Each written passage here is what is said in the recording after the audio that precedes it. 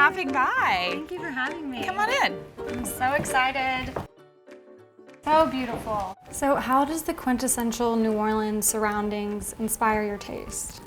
Well, that's a great question. I think that our city is so immersed with art and architecture and just the beautiful ironwork and all the things we see every day that we almost take for granted. I think that when we came in to redo this house and really make it a reflection of, our family and how we wanted to entertain, we really took a lot of that into account. And so, we can't help but always be inspired by our beautiful city. This room, we painted chartreuse lacquer. I think it's not for everyone, but I think it's just been a really fun way. You can see even in the daylight that this is a house that has a lot of light when it's not a corner house or anything, but I think that also has that reflection has played off of it, and so yeah, here we are. Well, I noticed you have a fabulous art collection. How do you go about collecting? I think Philip and I have always enjoyed buying art from our friends. Even as when we were young and first married, going into galleries in New York where you work and, paint and have painted. And I think that's been really fun, right? To put together a collection that we can enjoy that we actually know that a lot of the artists are our friends. Absolutely. So that's kind of been the premise and just what we like. Yeah, that makes it special. Yeah. Well, I love your house so much. Can you show me around? Absolutely. Why don't we go upstairs? Okay.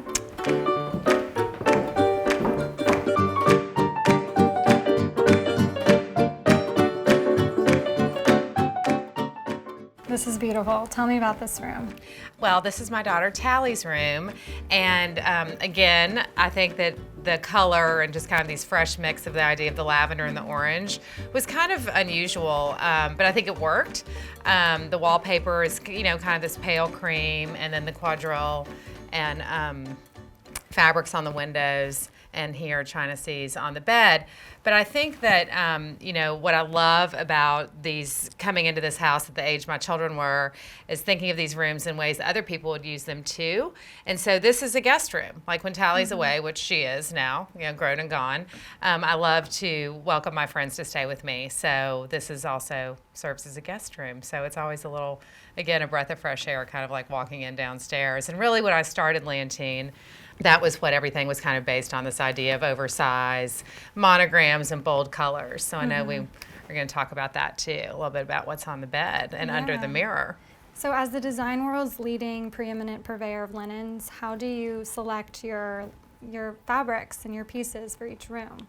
Well, that is kind of been the premise of the entire company, which I started 25 years ago, was, the monogram was kind of an overlooked thing. It was perhaps something that was on the corner of the bed or white on white, which was all beautiful. But when I came along, I thought, wouldn't this be an amazing way to kind of reflect your own personality in your bed linens?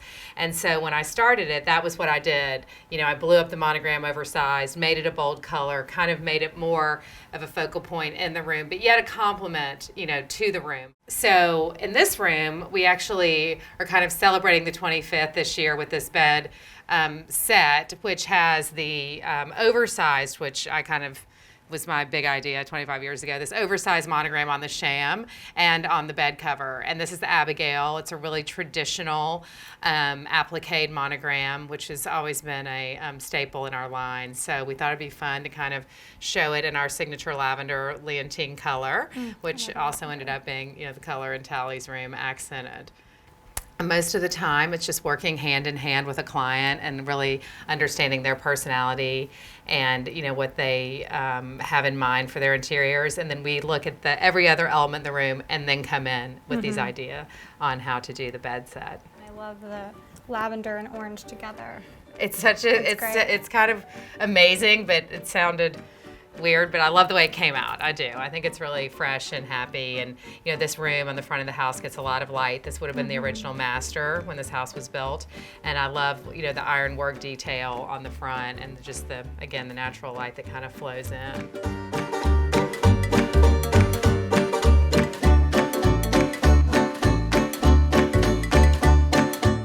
So can we talk about the bedding and how you layer your linens? Of course. Do you have a queen size bed? I do. At home? Yeah. I do. I wish I had a king, but I have a king. There's plenty of time for that. So I think, the main thing is trying to determine how you live, what size pillows you like to sleep with. So we usually ask, the client, what size pillows do you sleep with? Of course, on a queen, it would probably be 2 queen size or standard pillows or 4, just to have 4. Like if I set this for a guest room, I always put 4 pillows, and that way, people can sleep with the number of pillows they want to sleep with. Of course, that's just for like our sheeting, sleeping purposes. And we'll dismantle everything in a minute and look at parts. But then as far as the specialty like shams, these of course I was saying have the Abigail applique monogram on them. These are Euro shams.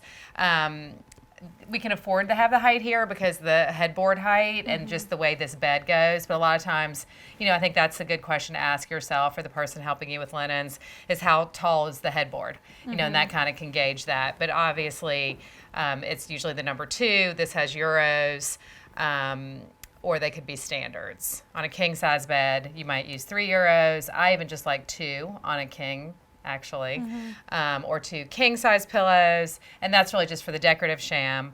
And then, this is a piqué blanket cover. So this is just a very lightweight coverlet, and we offer white and ivory. I really do like the bed, even though this might be the oversized and accent color of the room, to just be in a white or ivory, a very neutral color, and I think it's soothing to the eye.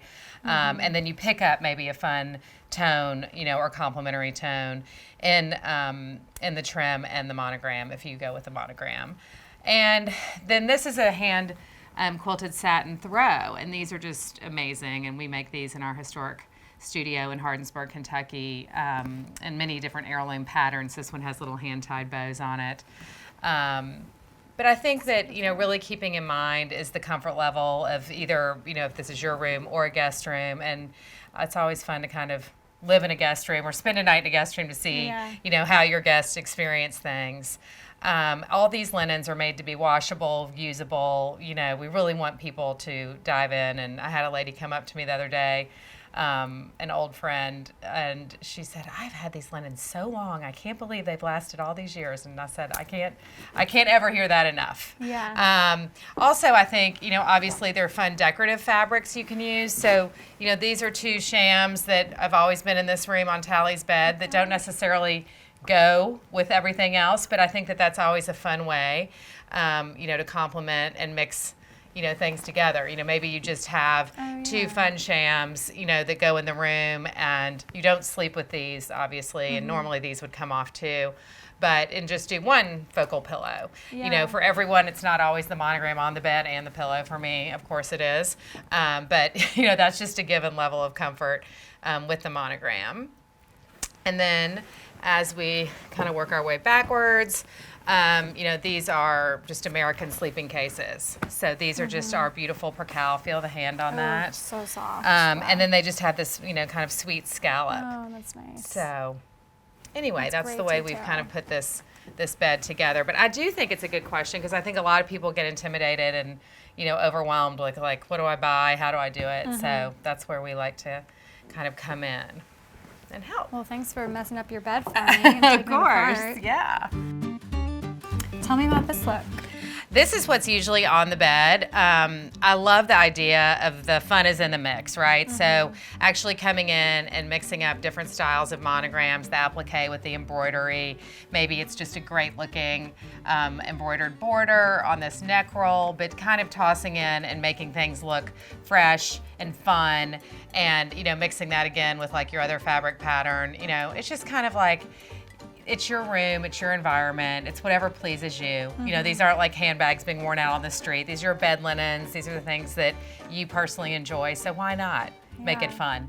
And you can change them. Like every month you change like maybe your shams, so then you have a different look. So maybe you get the traditional set with the white and the 2 Euros in white, and then you have one of these to mix in. So anyway, that's the whole thing of Leontine. It's just like having a little fun, not being too serious about it, but also knowing it's going to last a lifetime.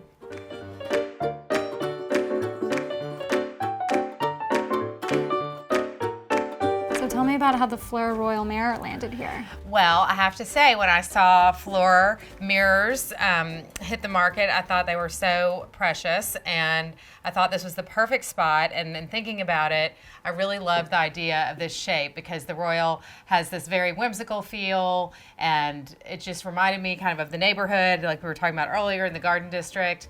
And I thought it was going to be the spring iris color, but I was quickly, guided, as I do with Leontine every day, and how we kind of help people along in selection, that no, it would need to be the light lavender, and I think that was exactly the right thing to choose, and it's such a compliment to the room, and it just adds this little moment, over the bed. So it's really made me quite happy to come in and add something new and special to this room. Yeah.